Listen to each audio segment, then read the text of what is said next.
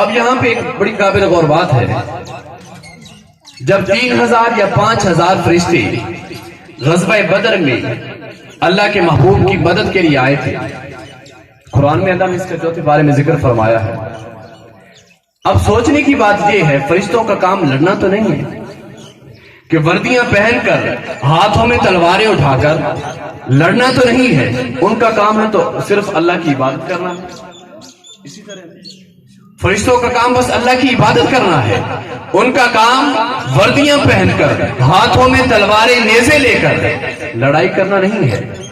لیکن اللہ نے فرمایا، اے فرشتوں، چونکہ میرے محبوب نے اوپر تک لیا ہے، میری طرف دیکھا ہے، صحابہ تھوڑے ہیں، میرے محبوب پریشان ہیں، محبوب کے صحابہ پریشان ہیں، تمہارا کام ہے یا نہیں؟ اب چھوڑو، تم وردیاں پہنو، تلواریں اٹھاؤ، جاؤ میرے محبوب کے ساتھ، صحابہ کے ساتھ مل کر کفار کے ساتھ لڑائی شروع کر دو۔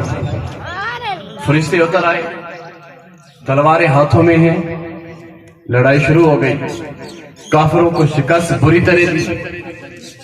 اب پھر آخری بات بڑی قابل غور ہے، جبریل علیہ السلام جن فرشتوں کو لے کر آئے تھے نا، جنگ ختم ہو گئی، اس کے بعد جبریل علیہ السلام اسی طرح فرشتوں کو ساتھ لے کر آسمانوں پر چلے گئے۔ جنگ ختم ہوئی، میرے آقا نماز پڑھ رہے تھے۔ اب صحابہ نے سوال کر دیا، پیارے آقا آپ نماز پڑھ رہے تھے، آپ مسکرا رہے تھے۔ اب پھر سوچنے کی بات یہ ہے، اگر پیچھے جس طرح ہم کھڑے ہوتے ہیں نماز پڑھتے ہوئے، امام کے پیچھے کھڑے ہو جائیں تو امام کا چہرہ تو نہیں کسی کو دکھتا نا، کہ امام کیا کر رہا ہے، منہ ہل رہا ہے یا ہنس رہا ہے یا رو رہا ہے، نہیں دکھتا۔ لیکن صحابہ نے سوال کیا، پیارے آقا آپ جب نماز پڑھا رہے تھے تو آپ ہنس رہے تھے۔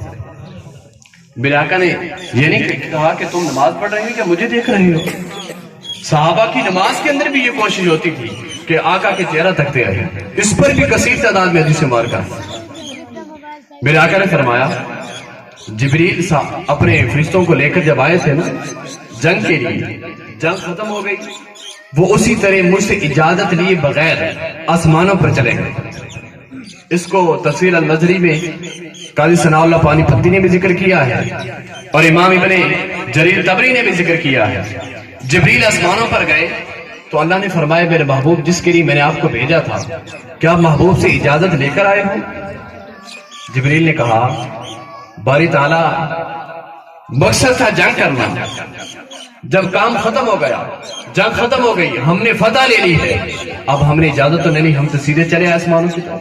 آسمانوں کے دروازے بند کر دیے گئے۔ اللہ نے فرمایا، جبریل جاؤ، جس محبوب کے لیے میں نے آپ کو بھیجا تھا اس سے جا کر اجازت لے کے آؤ۔